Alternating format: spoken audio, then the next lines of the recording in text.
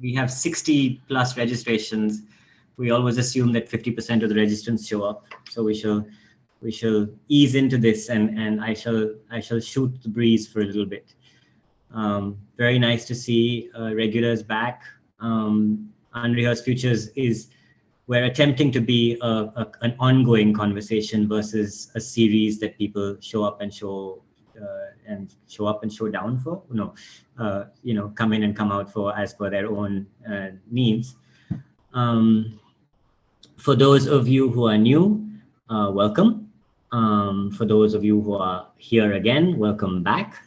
For the new ones, please keep coming back, because the whole idea is that all of the conversations add up to a body of knowledge that you experience in your own head, and it causes you to put post-its up on your wall because things start to explode, and to use Norman Taylor's words, they go boom, boom, boom, boom, boom, which is what I remember from the last conversation.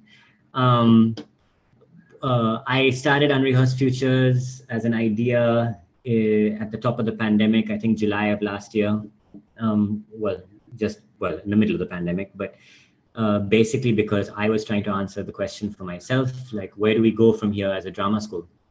And of course, the first set of conversations were much more practical about teaching in the digital medium, et cetera, and technical stuff, and how different schools have adapted. But in between, we started to have conversations that were much more conceptual in nature, but still helped us answer our own searches and our own sort of the learnings that we're seeking as we try and figure out how we're going to go forward.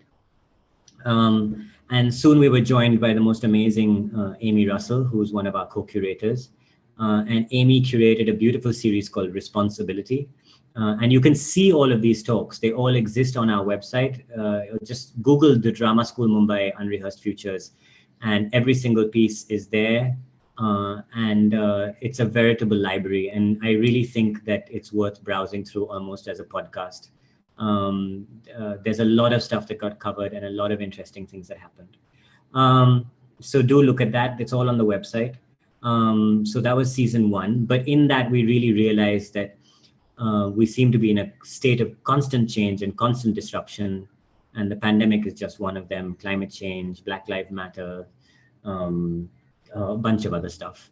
And so soon the conversation just really became, well, how do we go forward for a future that is just perpetually going to be unrehearsed, I suppose, is another way of putting it. And that's where we are. And somewhere in there, I've known for many years Sarah Machet, and we were very aligned. She was very happy with what we were doing. And I was like, we need more curators. And she said, here's Mgeni and here's Mwenya, and they can totally be a part of this. Ask them if they're interested. And of course, like all good theater makers, one person said, let's do this. And they said, yes, let's. And they're here.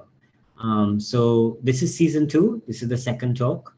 Mgeni helms the third one next week. And I helm the fourth one.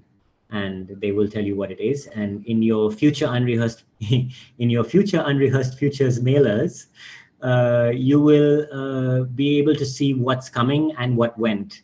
And you will be able to actually register for 2 or 3 talks in advance. So by the time we get to the 4th talk, we'll have our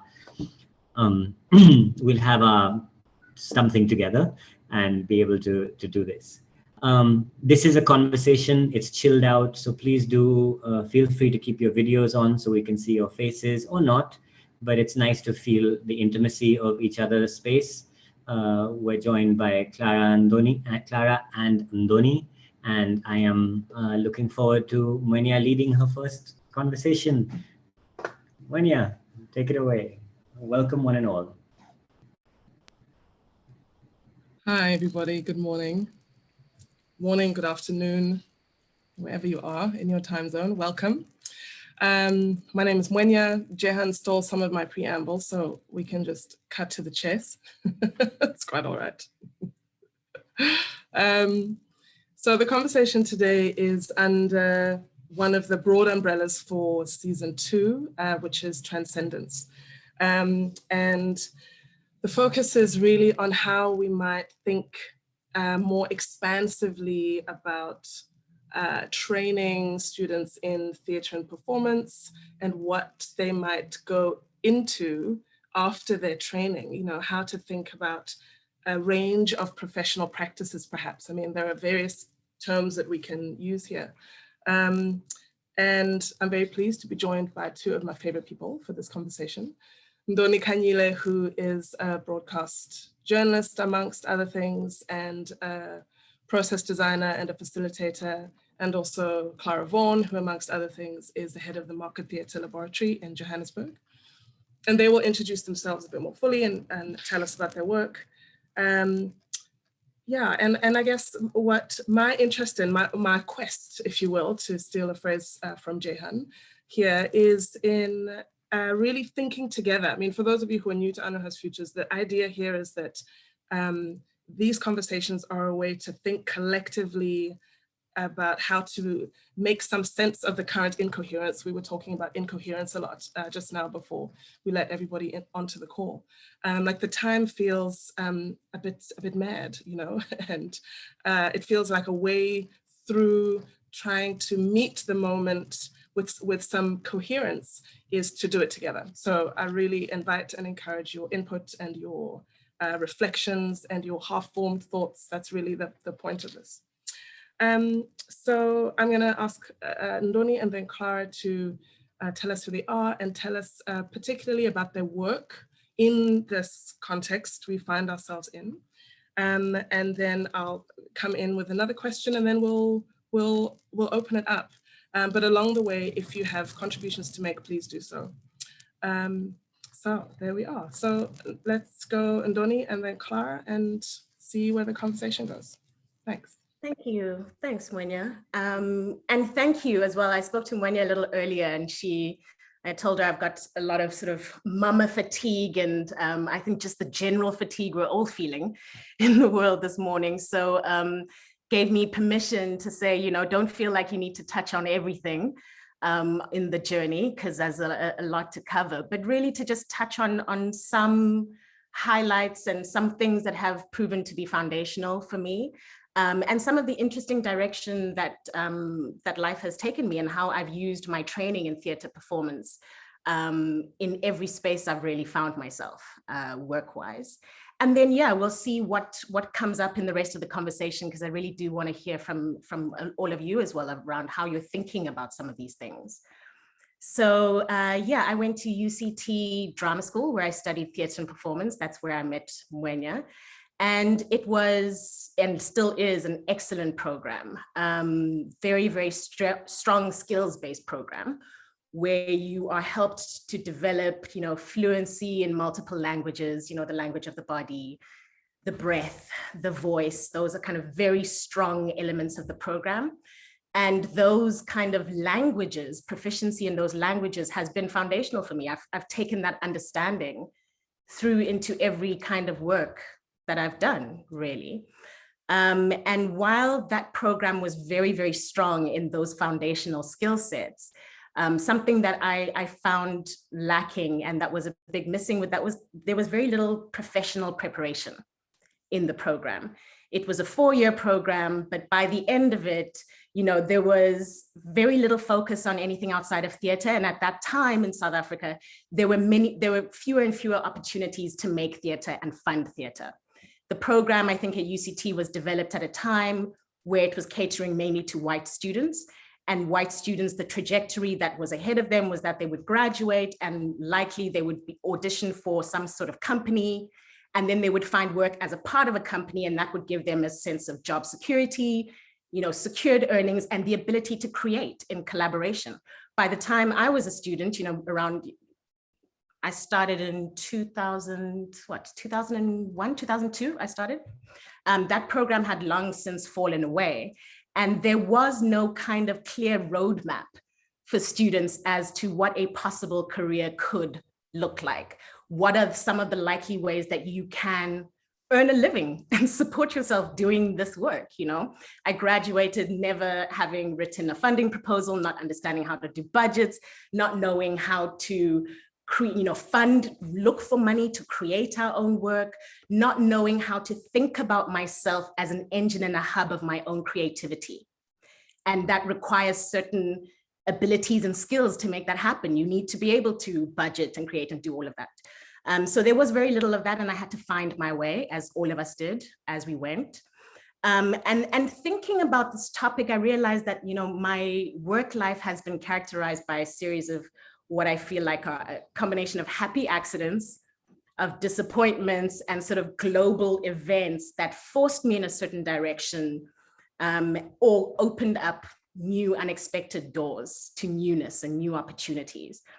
And that first kind of happy accident was that I came up with a concept for a documentary series that I wanted to do, looking at youth culture across Africa. Came up with this with some friends, and we were looking to how can we make this happen? How can we raise the money? And I was pointed to a creative agency, went to go pitch the idea to them, hoping they could give us a sense of where to begin shaking the money tree. How do we make this happen? And found that we talked ourselves into jobs somehow, which felt very convenient, because all of a sudden I was faced with the really kind of pressing reality of like, I have to pay my way. I have to pay my bills in my life, and I have absolutely no idea how I'm going to do it. I have 4 years of this incredible experience behind me, so much passion and enthusiasm, but no idea as to how to use it in the real world, really. So happily took this first job, where I learned the very important lesson, I think, that not all creative companies are truly creative, and not all spaces that say they embrace creativity really allow space for people to be creative. And I think that was a very important thing for me to realize early on. So I only stayed in that job for 8 months, and it is the only 8 months in my life I've ever worked in an office sort of corporate setting. But I'm glad for the experience. It showed me what I don't like, which I think is important.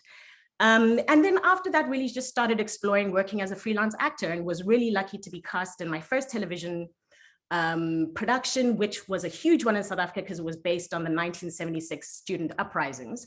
And I played a student leader in that TV production.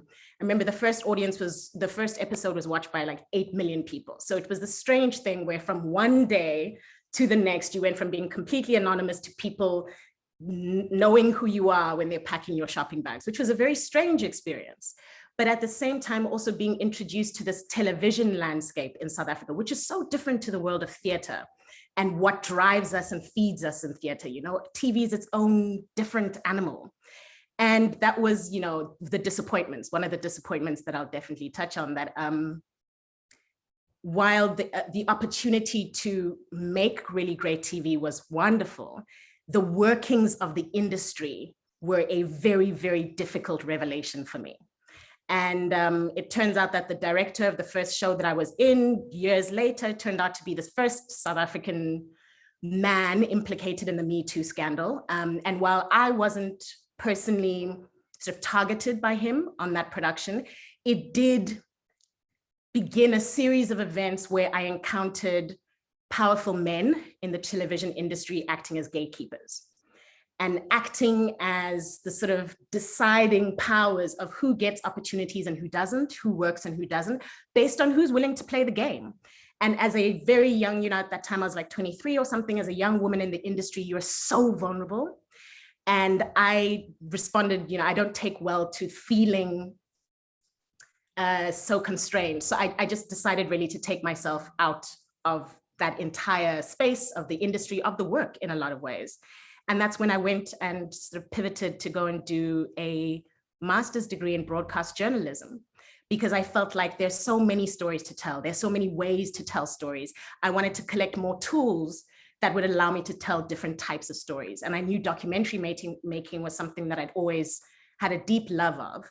And went to New York, got to go to Columbia, which I was very fortunate for, and get funding for that. And while Columbia was a wonderful experience, because also a very strong skills-based program, you know, you'd be sent off into the city in the morning with recording equipment and camera equipment. You got to go find a story, report the story, edit the story, and present a final thing by the end of the day. And that's thrilling, you know, it was like being in the field, working with people, just like real life living experiences and interactions. Something about Columbia that I found very difficult was that I was the only African student in my program. And I had a lot of questions around how media worked, because I was approaching this as an outsider, right? I'm coming as a theater maker, approaching this new thing, trying to understand it and see it in its entirety. and trying to understand, you know, how does this work? Because there was a major failing of journalism after 9/11 in the lead up to the Iraq War. How do we make sense of how this industry failed? How do we understand what created those failures? And how do we shift how we work as journalists to make sure that that doesn't happen again? This for me was a normal kind of thought process to question in this way. I'd always been encouraged to question in this way in my previous program at UCT. And I found a great deal of animosity that I was kind of presented with when I started asking these questions that required that the institution be able to reflect on itself. And it was really surprising to see the inability of some incredibly talented journalists with illustrious careers unable to reflect on what went wrong. Why did it go wrong? What can we do to begin to change it? And I think these are really important questions to be able to ask when those moments happen. I graduated from Columbia in 2008, and it's when Barack Obama was running his campaign. At the same time, the financial crash of 2008 happened, another kind of global event. So there was just this feeling of opportunity, but then at the same time, you know, our industry, journalism and media, was decimated in many, many ways. And I came back to South Africa, applied for every internship, every kind of entry-level job I could find, and there was just no room to enter into the media industry at that time. And luckily, I was still a part of a performance collective that I'd started with when I was at UCT, and so was able to kind of tap into that other life, that parallel life, and those other languages I had, and begin creating work again. And that has kind of been a theme that has continued, these parallel lives, these parallel ways of working that I dip in and out of. I take from one and take it to the other. So since I came back from New York, have been working since then, making work, working in collaboration with others, theater work, experimental film work. And that has become more and more a place of like a love language for me, and less so how I earn my living, which I'm really happy about, because I've been able to retain my love. I've been able to protect the love that I have for this work somewhat. And the basic, really difficult reality is that it's incredibly difficult in South Africa to make a living. I have 2 children, to support a family and to support children purely, you know, off of theater work, purely off of work as a film actor. So the fact that I now do design, facilitation design, thinking deeply about how do we bring people together in meaningful engagements? What is it that creates the magic in a room between people that allows for impactful, meaningful conversations to take place? I think the skills that I learned at drama school definitely feed into that thinking. And I've been doing a lot of thinking around, you know, what do I know how to do? And where is there a need? And how can I bring the things I know how to do to bear in speaking to a need that exists? So I'm currently a coach in training. I'm doing a coaching training that's an integral approach to coaching, where I'm hoping to create my own model of an embodied approach, bringing somatics together with body work, breath work, voice work, to be able to work with people, and especially Black women. That's kind of my heart, to work with Black women, because I feel like Black women are the latent force in South Africa. You know, when Black women thrive in this country, we can all thrive. But we are a deeply traumatized country. We are a deeply divided country. Mental health issues abound. People do not know how to have conversations across lines of difference. We do not know how to hold complexity. We do not know how to have conversations, difficult conversations that are rooted in love. And I think for those of us who've spent time and years building these skills and these tools, we need to be thinking about how can we speak to the need. There are great needs. How can we bring the things we know how to do to speak to those needs?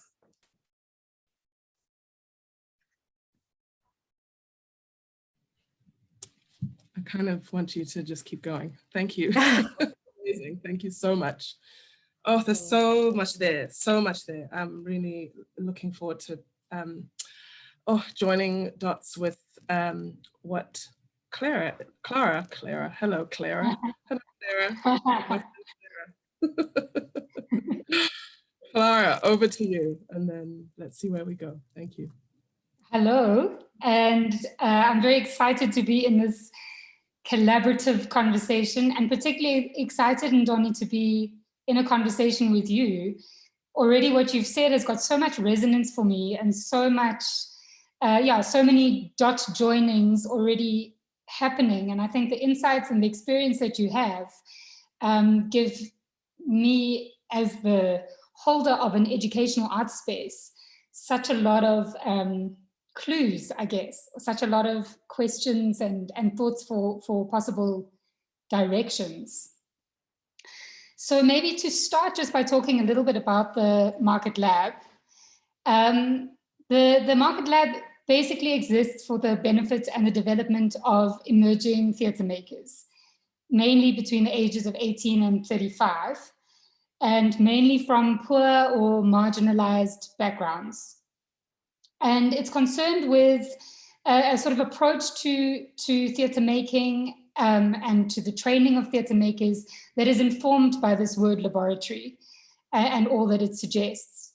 So the ideas of learning by doing, it's a highly practical space, so students spend most of their time on the floor and less time in theoretical engagement, although of course all of that practical work is theoretically informed. And with ideas of learning by doing, learning through experimentation, learning through failure, through repetition, through reflection, through exchange. And the way that I see my role within that space is really about creating a particular kind of space. So on quite a macro level, what is the energy, what is the environment that is created, and how that can enable the people who participate, who find a home in that environment, how it enables them to find their own sort of poetic, artistic, socially engaged voice and purpose. So this this idea, what I work towards is to create an environment that is both safe and challenging, and that is fertile and inspiring. And I often think that a huge part of my job is simply about putting people in proximity. So bringing people together for processes, for projects, and allowing all that they have to offer to feed in an organic way to the development of each other and to the development of the kind of the space of storytelling and creativity. And ideally to create a sense of shared purpose. And I think that's one of the real gifts of the Market Lab and spaces like it, is that it really brings together both young and more experienced artists with a sense of really shared passion and a shared sense of direction, that everyone is really passionate to be there and very invested in what their personal journey through the space might be, and what that journey might be in relation to others. And this idea of community, I think, is really central to the lab, is that through these processes, a kind of community and a kind of supportive community is created. And this is really, really important, because I think already in Ndoni's introduction, the specter of the industry has raised its head. And it's something that sits really in a complicated way for me, and I think for many of us practicing here and probably around the world, is how do training institutions relate to the industry, and what are the ways in which we navigate that relationship? Because as Ndoni's already mentioned and referenced, the industry is not a space that offers theatre makers or actors a lot of control over their own journeys. And one of the tensions of the lab is that because its intention, its mandate is to give access to students who often don't have access in other spaces, who might not have access to universities, for example. The idea is that this training is in some way supposed to be empowering, and ideally economically empowering, is that it gives students the skills, the knowledge, the access, the sort of a level of privilege, I guess, to be able to use these skills and knowledge to make their lives better and to overcome to some degree the disadvantage of their background. And of course, this is a very challenging idea in the context of our actual industry, is how does one create an empowered theatre maker? And this is a question, that I really am still grappling with. And the lab does offer quite a lot of professional preparation. And of course, one of its advantages as part of the Market Theatre Foundation and being in such proximity to the Market Theatre is that it is already in a deep relationship with the professional space. It's already a part of a professional theatre space. And it gives students that kind of organic proximity that is so valuable to really understanding and seeing how the industry works. And it's, I think, unlike some university spaces, which create almost a rarefied, quite idealized environment, students do get a little bit more of a realistic sense of how the industry actually operates to some degree.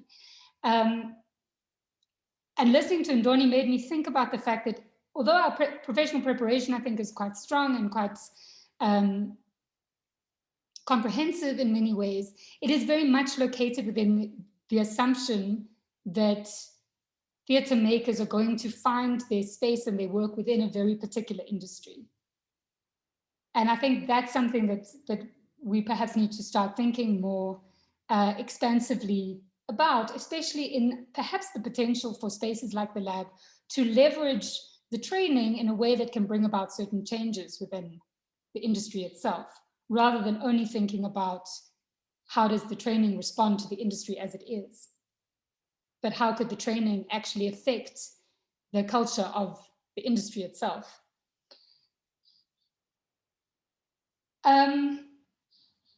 The lab's training is also got a huge emphasis on live performance.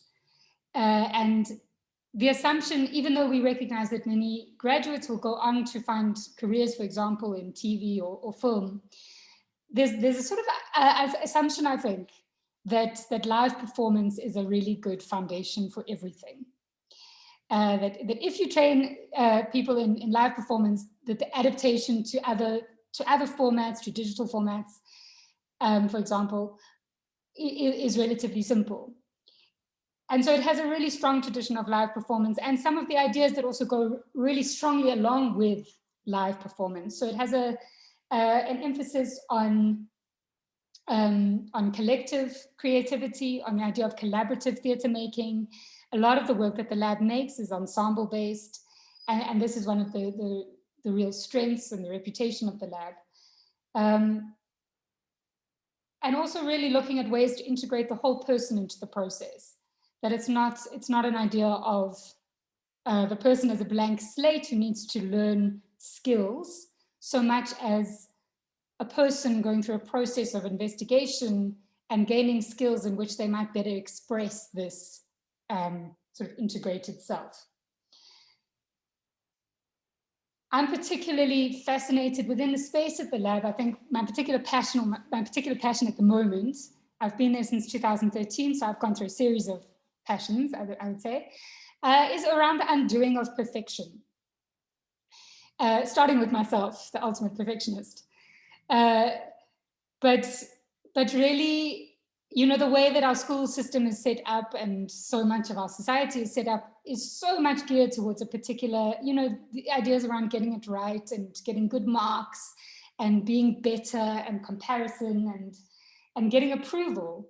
And these things are so counter to, I think, what is needed now in our current unrehearsed space, which is more to do with a sort of fearlessness and a joyful making of mistakes and a kind of embrace of imperfection. And I think that's something that's I feel really curious about at the moment, is also creating an environment in which truly this idea of embracing mistake, embracing imperfection really exists. And I think I should end there. Pause there. pause Awesome. there. Thank you so much.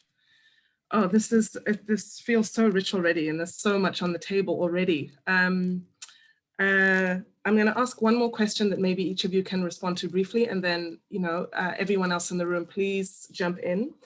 And Clara, I'm glad that you brought up, the kind of one of the distinctions to be made between a space like yours, the lab, and maybe, the Drama School of Mumbai as well, in relation to a university drama department, or theatre performance dance department, let's say.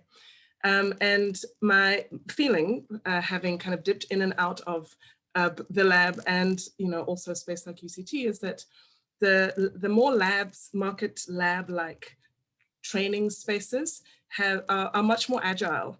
They're, not connected to these big structural bureaucratic systems of their universities. And as a result, can do some kind of thinking on their feet in a way that can be more responsive to the kinds of changes that we have around us, and can meet them maybe a bit more quicker, and lead the way in some capacity. So for both of you, I'm interested in, and it can be really a briefish response if you like, so we can open it up, but in what some of the particular opportunities and particular challenges have presented themselves to you in your work in the last year or so. Yeah, and let's, Ndoni, perhaps you can go, and then Clara. Man, I was hoping Clara was going to go first. It's all good. Again. It's fine.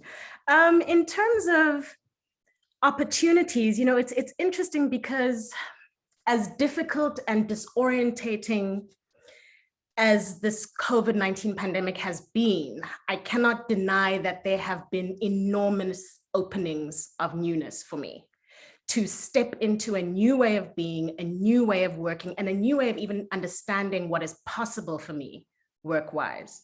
So, end of 2019, I just had my second child, and I was really, looking forward to 2020, because for the first time ever, really, I had a year booked up in advance. I knew what work was going to be there. It had already been organized. It was in place. It felt like really strong and empowering. I just had a second baby, but not going to miss a beat, going straight back into work, and felt really excited. And then, of course, within a week, all of it disappeared. It all fell away. And then there's this space to ask, what now? What happens now? And the first thing, the universe works in incredible ways like that. You ask a question and you'll get an answer somehow. It's just, are you listening? The first thing that came up was an opportunity to play with a director who had directed the first film I was in. He put out a call on Facebook saying, I want to make something that can help us make sense of this crazy time. Who wants to make an experimental movie? We'll shoot it on our cell phones. And there was an immediate response of yes. And that's also been part of the key thing in all of these opportunities, that when something comes up, I've had the ability to recognize it when it comes and say yes, So we created and had this incredible experience of making this movie, which exists in the world now. There's an actual movie you can watch that we shot in our homes on our cell phones, trying to make sense of this experience. So we started off the year in creation, in making, in collaboration. And then Mwenya and I, very soon after that, had the opportunity to work together on an incredible project where we created a workshop for a tech company. And this is a tech company that has a very large platform. And there are a number of people who experience high levels of harassment and abuse and violent threats on the platform. And they wanted to think around how to get information from these vulnerable users about the context in which this harassment happens, how it happens, how it affects them, how the safety tools that are in place at the moment on the platform, how the extent to which they work or don't work for them, and how to begin to dream or think into how they could be better for them. So they knew they wanted to have this conversation, and that's what they wanted to get out of it. They had no idea how to do it, because tech companies are very good at certain things and incredibly bad at others. As much as they're tools to connect people within the organizations, we found they often do not know how to relate to employers, let alone users as human beings. And the human element is often lost in, a lot of what happens in the world of tech.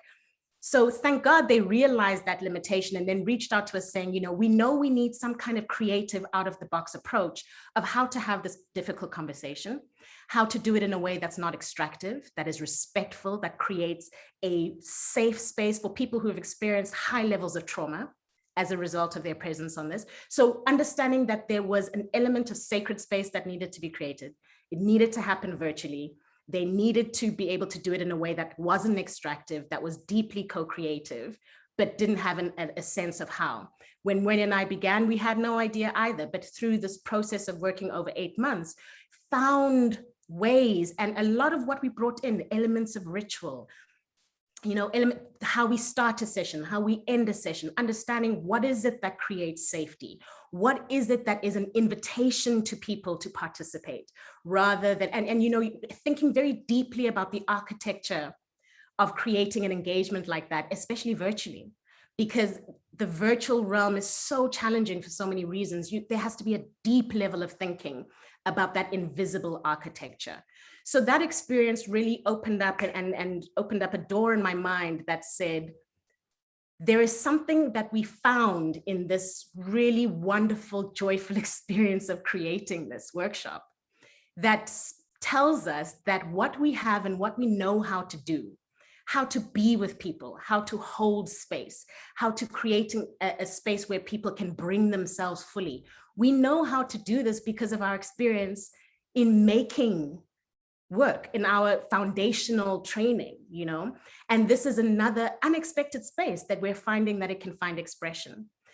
From there, worked with another conference project for the UN, which was also incredibly challenging because it's a very formal, traditional, rules-based environment. Things work in a certain way, people relate to one another in a certain way, but they know they needed an engagement that would bring people on board. And you need certain things to encourage that participation. So I had to give myself permission to come to that space and bring ideas that were not normal in that setting, that I didn't know how people would respond to saying, let us begin every workshop session with a meditation. How do you do that with high-level dignitaries at the UN? It's a difficult proposition to make because you feel like people are going to look at you like you're crazy. But then at the same time, we are humans having a human experience in an incredibly difficult time. We're all coming to these sessions, whether you're an ambassador or, somebody working in a country office, family members are sick, you're working from home, you're homeschooling, online schooling kids, we're all holding so much. And at the same time, I'm being expected to think deeply about certain things. How do we create space for that kind of thinking to happen if we don't allow ourselves that chance? So I really had to give myself permission to bring myself fully and all of my creative tools to an environment that felt very alien to that way of thinking. And the response was so positive and so encouraging, which is yet another signpost that says there are opportunities here. The things that are second nature for us. And those things speak deeply to the experience of being human. The things of how do we create meaning? How do we tell the kind of stories that help us make sense of ourselves, of our world, of our community, of our histories? How do we create sacred space? What is sacred space for? How do we bring people into an engagement? All of these things are things we know how to do, or we know how to figure them out, but they can find expression in unexpected places. So that's a huge opportunity that I think has presented itself. And the challenges are basically trying to do, the learning curve has been incredibly steep. I've had to learn to do things, and I've experienced an expansion of myself, emotionally, mentally, spiritually, my understanding of myself and my work, huge expansion at a time where I have what feels like the least resources to hold all of what is happening. Because I have young children, my youngest is 16 months old. I have young children, I'm working from home. My husband is also a creative, he's a director. So there's just so much. So it feels like sometimes there isn't enough of me, enough energy, enough anything to hold all of this newness. But yeah, those are just a little bit of the challenges and the opportunities of the moment. Amazing, thank you. There's some lovely reflections in the chat as well, which I urge you all to read. And Clara, your response. Thanks. What a delicious unpacking of some of the underlying processes and skills around theatre making. It was really, yeah, it was really delicious. I'm excited by the possibilities that it presents. In terms of challenges, I think one challenge I'd like to talk about, I suppose, is about how, there's two challenges I'd like to talk about, the one about how and the other about what.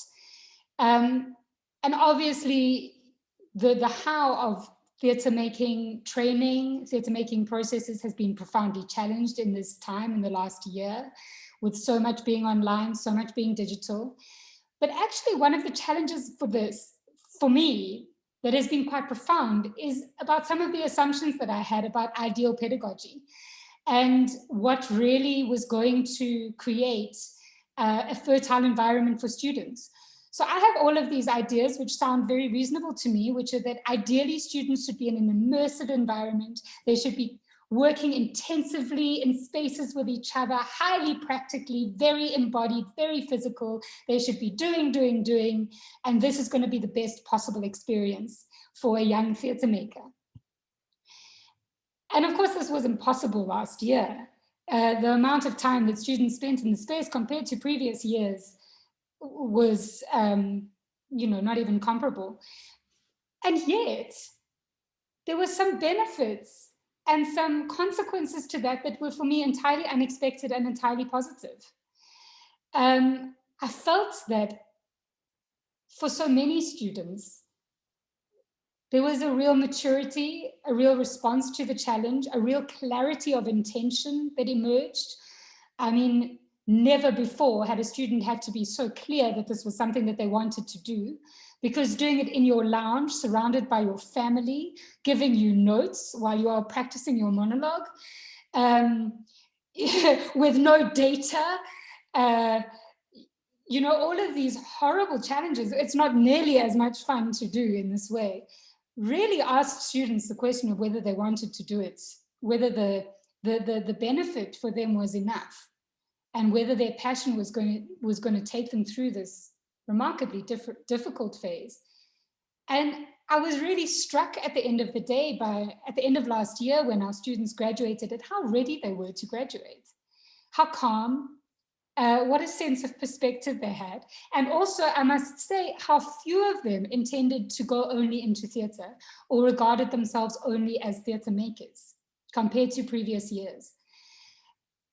And now I don't think that the digital online learning, in terms of quality and in terms of fundamentally what the lab is about, replaced what we would have done in another year.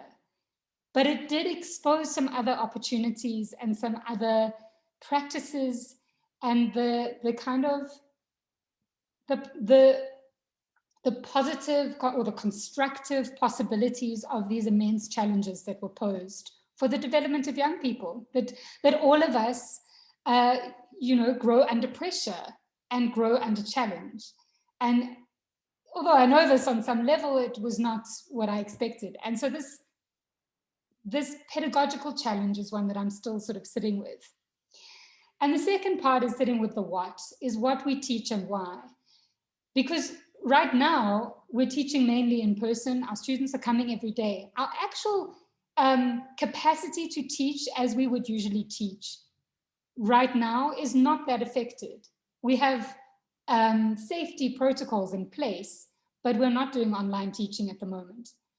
But the industry itself, the thing that we are preparing our students to go into, is decimated. And so surely we cannot continue to teach the same things that we've been teaching in the context that so much has radically changed. And so this question of control for me has come up quite strongly. The question of, or the realization, what has been revealed by COVID and by our current scenario, because it's not that COVID has created a new industry or a new scenario, it's just revealed the brokenness of what was already there and accelerated our need to really respond to that and our need to acknowledge that reality.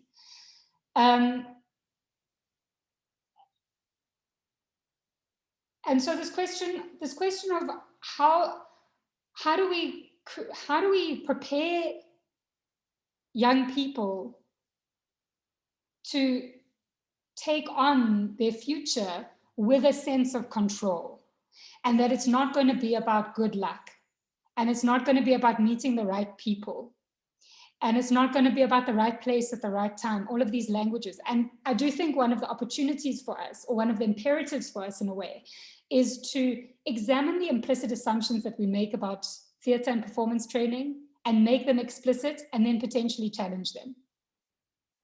So for example, I think most people who go to acting school or theatre making school, there's a sort of implicit view that if you then go and do something else, in some ways you've turned your back on your artistry, or you've turned your back on your creativity. If you're not a pure actor, a pure theatre maker, you know that it's a sort of pity that you went and worked for Google instead. And I think we need to sort of start just thinking about what are the underlying values that we teach, and how to challenge that. And in so doing, how to rethink the relevance of theatre. And not in a way that rejects the relevance of theatre, or the sort of old chestnut of, is theatre still relevant? Do people still come to the theatre? Not in that way, but in a way of really expanding the possibilities that theatre has for relevance and for integration in this world. And so much of what Ndoni was saying, this sort of essentially what it means to be human, what it means to be a human in community, how to be with people, and that the opportunity is to find, I think, a better language. And Ndoni, I feel like you just did it, so well done. But to find a better language for the skills and the knowledges and the practices that we have, and the ways in which those are sort of fundamental to being human and to being in society and to being in community, and that they're not just for a very specific medium and a very specific industry.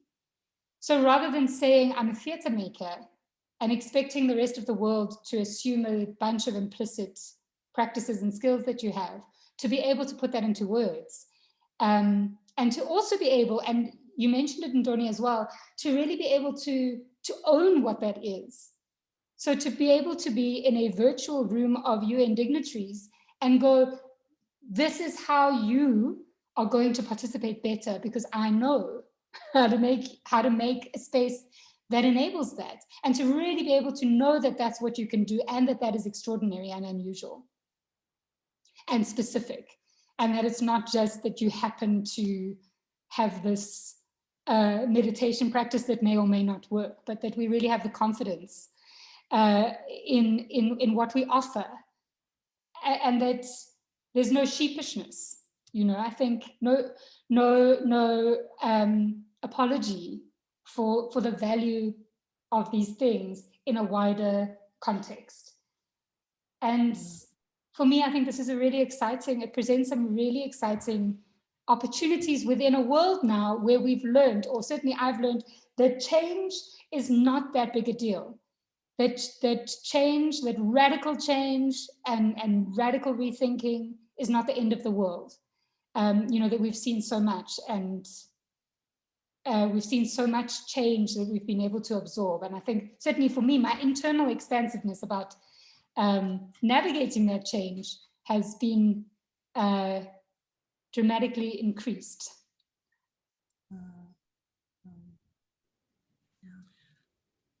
Amazing. I think the two of you are just completely extraordinary.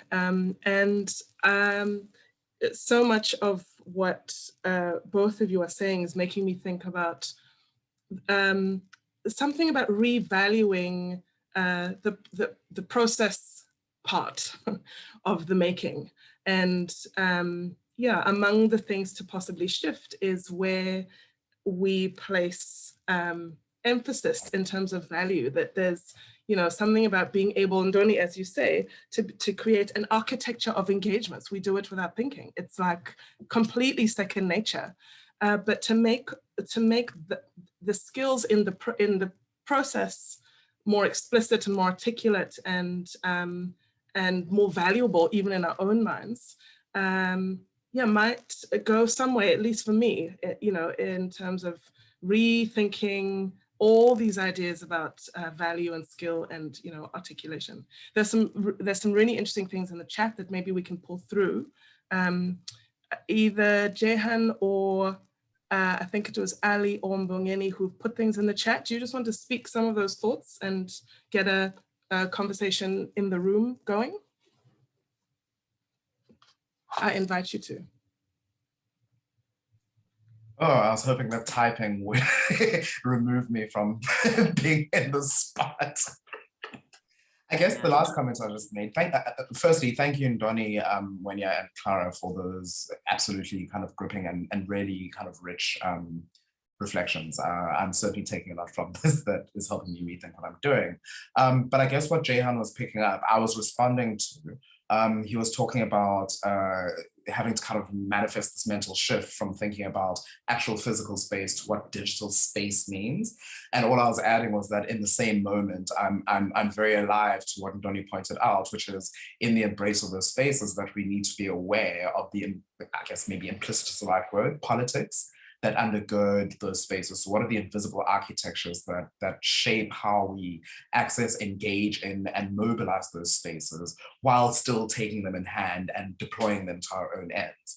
And I guess what I was saying was that for me, there's certainly a distinct kind of continuity between the ways that we have historically interrogated the meaning of space and performance, and thinking through the same kind of logic of the same kind of political logic, right, around what digital spaces do. I think that we can absolutely approach those from the same kind of critical entry points that we have used to think about, you know, the physical spaces we occupy and the politics that shape our, you know, access or lack of access, intelligibility as subjects within those spaces, and all those other delicious things that, you know, came out of that shift in thinking about, or shift to thinking about what happens when you remove performance from underneath the sign of the proscenium arch.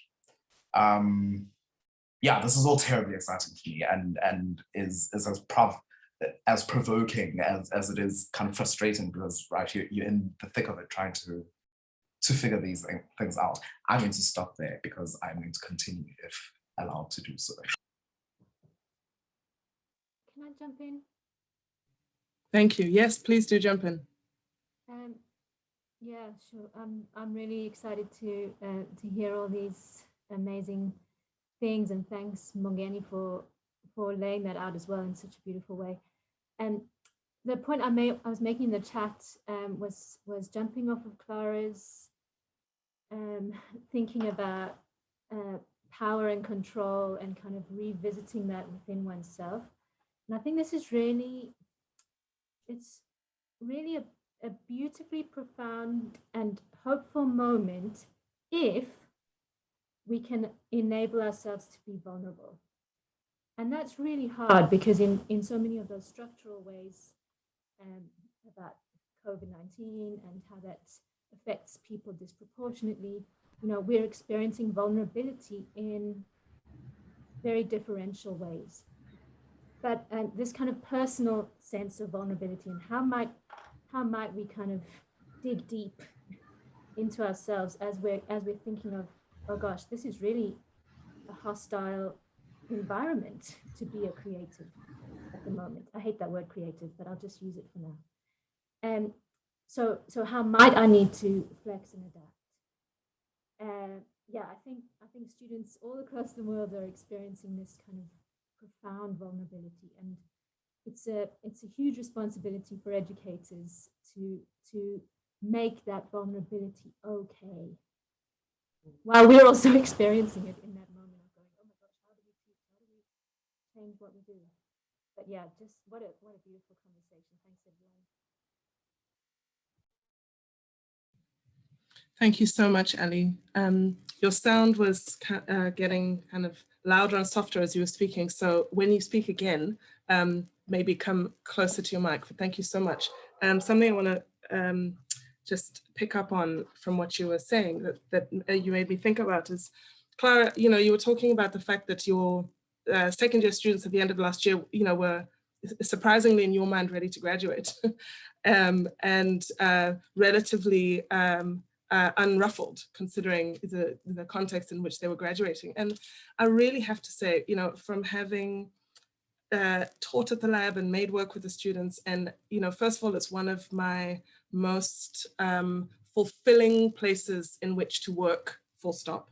But also it's real credit to the kind of environment that is created there by you, by the people who come in and out, by Rudy Tandeka, that is possible, right? That students can graduate in, a graduating class for global pandemic, can do what they need to do, feel unruffled, and stick with it, So I just want to say that it really feels like it's there's real credit due in the lab's direction to be able to hold space for students in that way.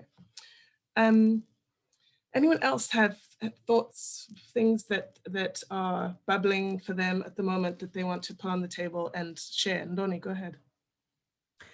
Just something that sparked when Clara was speaking is, the process that I've had to go through for myself now, asking what do I know how to do?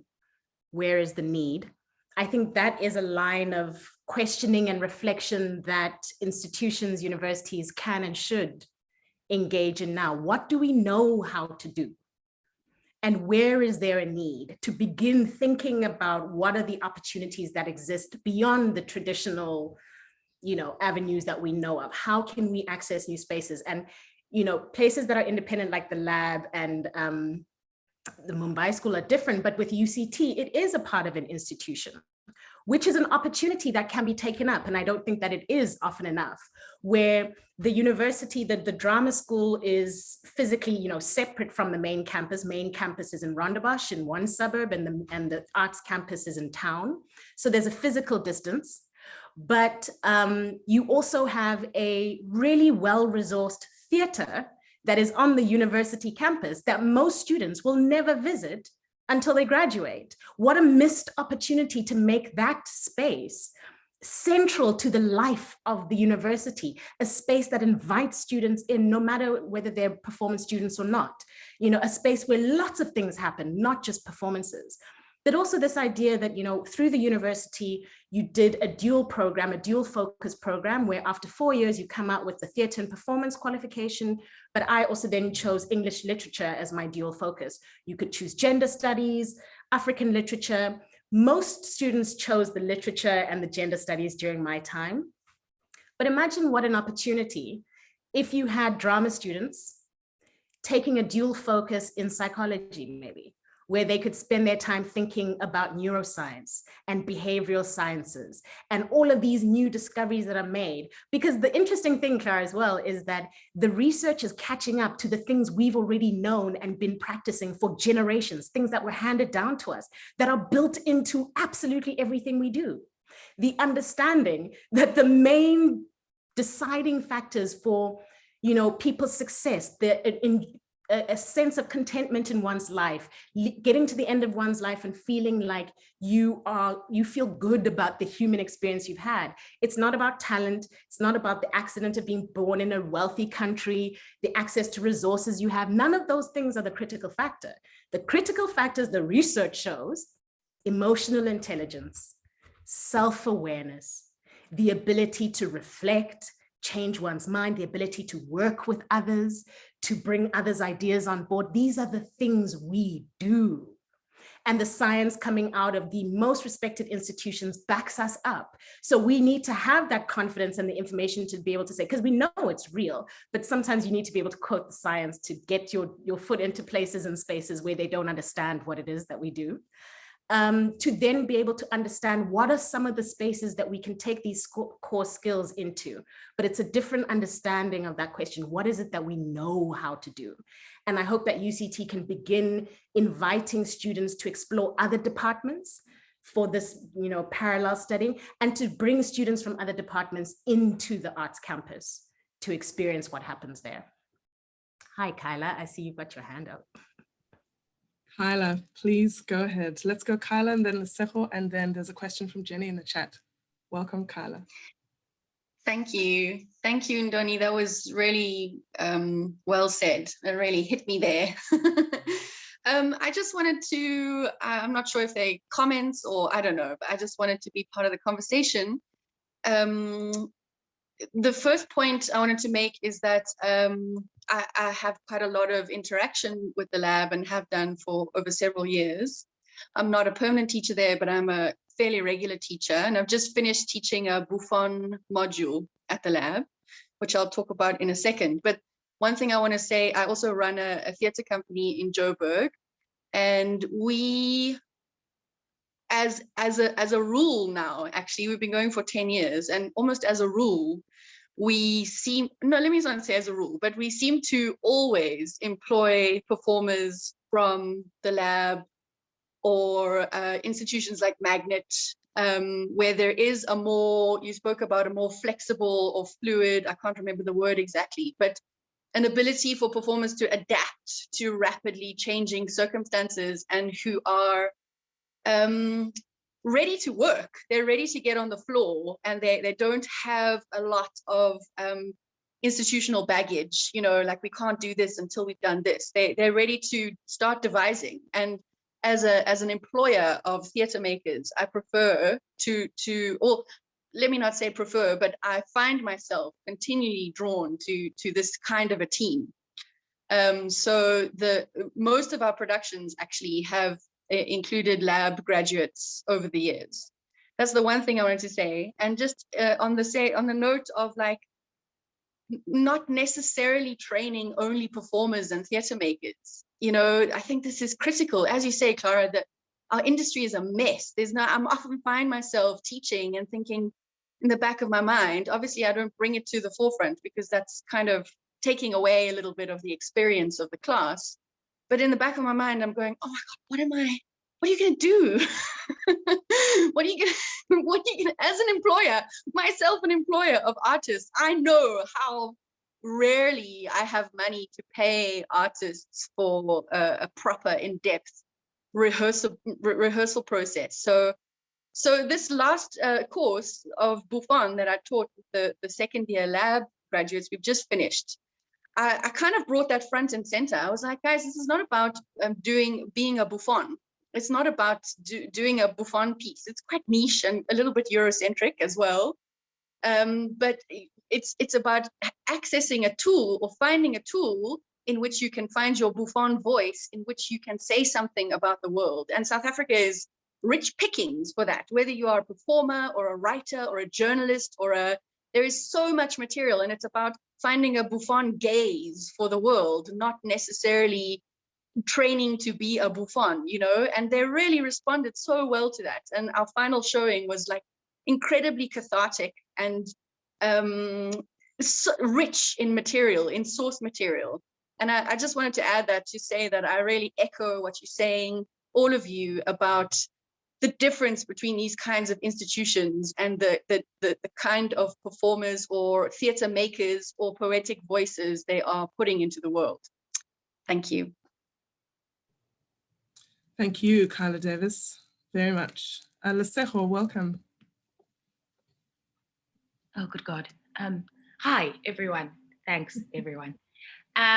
I wanted to talk about, I think that's been sitting with me for a while, but that this conversation has kind of helped me put into words, and it's this, what I'm going to call institutional exclusivity. I don't think we are building an industry because institutions function completely independently of each other. So like, I mean, I've been in spaces now as a very young professional, where we find ourselves saying things like, oh, that's a UCT graduate. That's a UCT theater maker. Oh my word. Yeah, definitely magnet voice, definitely magnet voice. And I don't understand why. Well, I think it would be productive to start thinking around a kind of council of heads of departments thing across the board, where everyone just gets together and kind of discusses our individual pedagogic models so that we're not becoming uniform, but at least constantly in conversation with what each institution is trying to do. And then I think that will help build an industry and not just this weird thing that is around capitalizing on visibility, because that is what it is now, right? And another point that I'd like to make, another point that I'd like to make is about how visibility is capital at the moment. I mean, you go to auditions and they ask you how many Instagram followers you have, and that is the reality. Is it a weird reality? Absolutely, but it is the reality. And I think a part of how we are thinking through professional practice needs to incorporate how we capitalize on our own visibility, how we make ourselves visible. I mean, makers like Jefferson Chabalala are really getting into the space of capitalizing on this very weird thing where you need followers to work. But I think it's a thing we can exploit because it is what it is, you know, and we're struggling to change it. So what's that saying? If you can't beat them, that's the one. If you can't beat them, join them. Is that the one? Or at least have a conversation with them. Yes, exactly. Enter the room, exactly. Clara, you had a response. Please go ahead. Thank you. I thank you, Lisa, for that council of heads of drama schools. What a fantastic idea. I think we all suffer from a certain degree of being very immersed in our own worlds, and the determination to lift your head and to look outwards is really important. And I resonated with what you said. I think it's I think lots of drama schools are quite good at creating communities within themselves, where, for example, generations of alumni are really supportive of each other. And the possibility to sort of expand that network, I think, is really important. I actually wanted to respond to Kyla. Thank you for your, like, the way that you described that profound course was so fantastically an example of what I think we need to have more conversations about, in terms of conversations about relevance and what we're really learning. And I suppose I wanted to reflect something, it's a very half thought that I have about why the industry doesn't work here in South Africa. And part of that is to do with the fact that we have absorbed or inherited an absurd amount of traditions from elsewhere that we continue to insist to assert onto how we make and invite people to theatre that just don't work for our context. So we have theatre at night in a city that has no public transport at night. And then we're like, oh, people don't come, such a pity. You know, like, we're just absurd about our addiction to, or our attachment to traditional ways of putting on theatre in buildings at times that just don't speak to the actual realities of being here. And I think part of what theatre needs to do to survive, yeah, I think that, well, I think performance and live performance will always survive because it's inherent in life. But is that we just need to, like, shift more. And part of that is, in terms of the training, is to encourage our students and ourselves to try and see more of these things as absurd, to try and make them strange and not as givens about how we have to operate. And that was it's very half thought in my head, but it's a process that I would love to embark on, is making strange some of the things that I sort of assume as necessary to what it means to create and share performance and storytelling. Wonderful, thank you. We have just under 5 minutes left. So Jehan, you had a response that you wanted to make, and there's some also things in the chat that if you would like to pull into the conversation, please do. Go ahead, Jehan. Oh, that's a double whammy responsibility.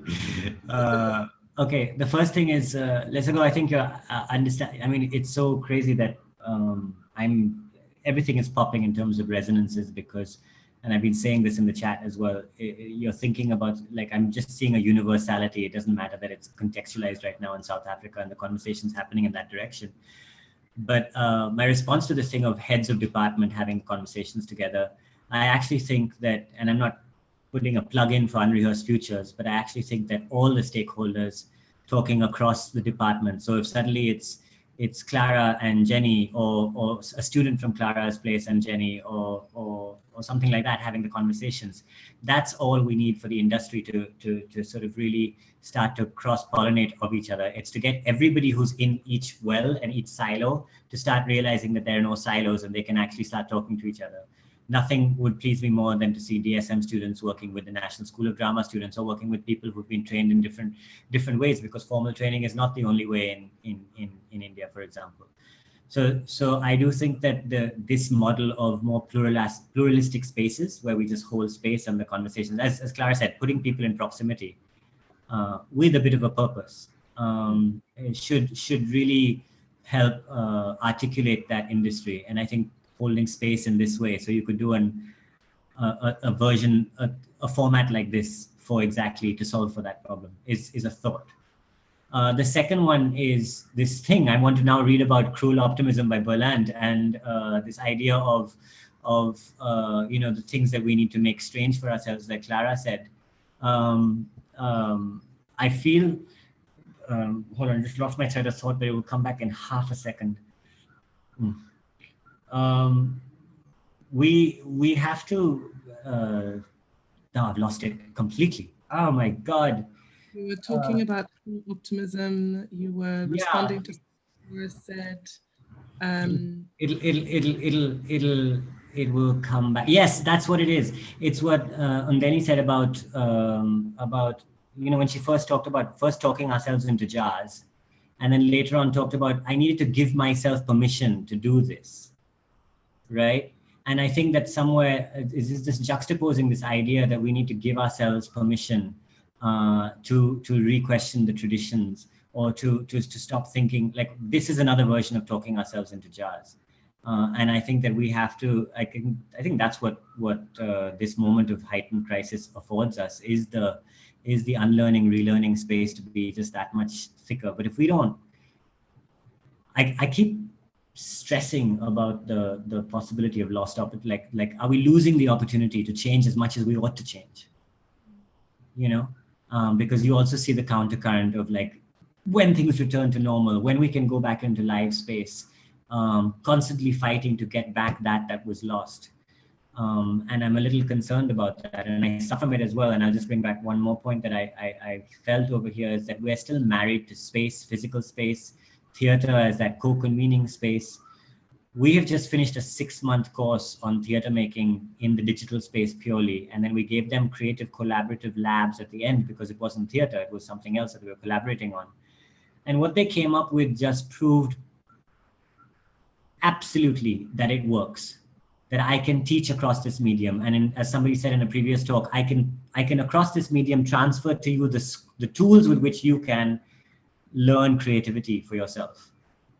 And this was said at a talk about 6 months ago or whatever. But so if that is possible, and if it's all working, and it is working, it's not the same thing, it is not a replacement, but it's all working, then why is it that when we're planning for the next one, I'm still hungering for, well, when we get back into space, when can we get back to space? We haven't given ourselves permission in my faculty to acknowledge that this is a good thing that we have done, and it holds an equally valid space next to what we used to do at theater.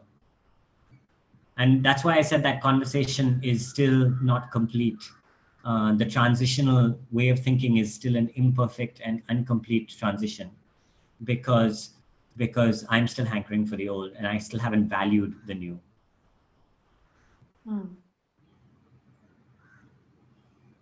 Thank you so much for that, Jehan. It's so difficult to see what the transitional moments are when you're deep in them. I feel like we have absolutely no perspective on this moment, and yet we're so called to deal with it definitively.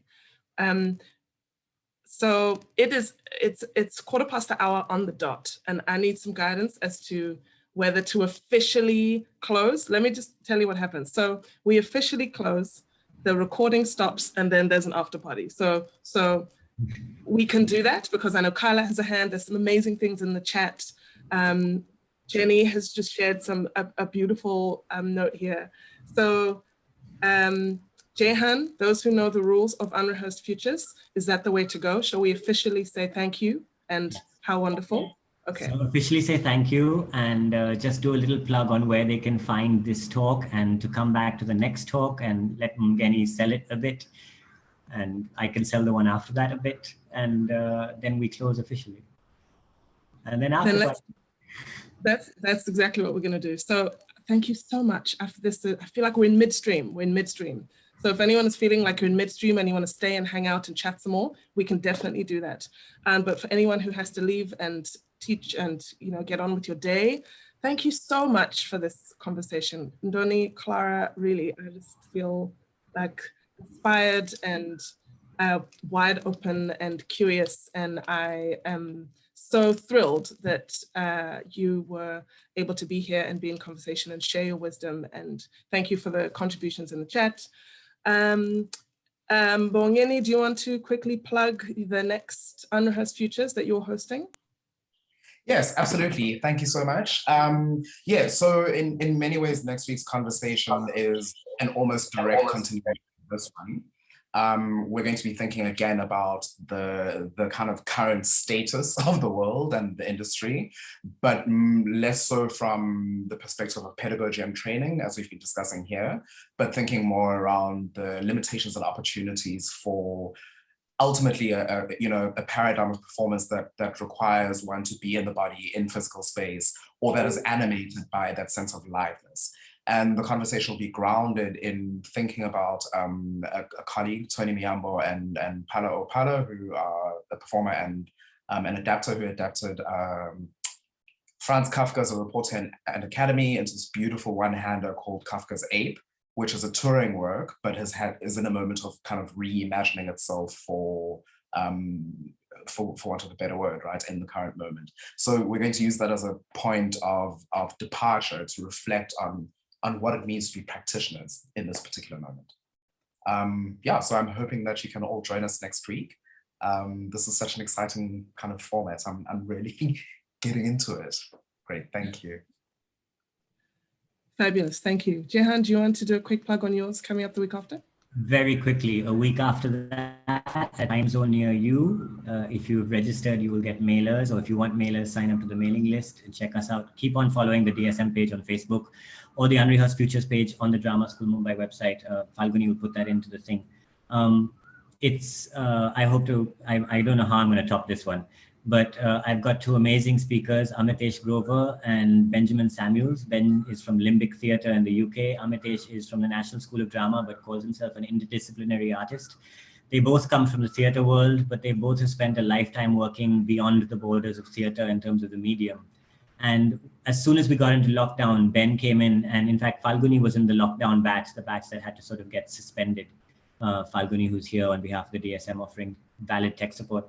And who also writes all the Unrehearsed Futures reports afterwards, by the way. And they did a unit called Transference and Transposition, and the idea of how do we transfer and transpose those things that we think are theatrical, the theatricality of us and our work into these other mediums. And they really unpacked it bit by bit. And so it's really looking at that very specific area, because I think that the way we thought about it, what I'm hoping to share here is that the way we thought about that, maybe that offers a way or a framework with which to think about all the conversations that we are having, which is in the thrust area and the quest that Mwenya and I are on about is how theatre can transcend itself. And on that, I would like to officially close and end the recording.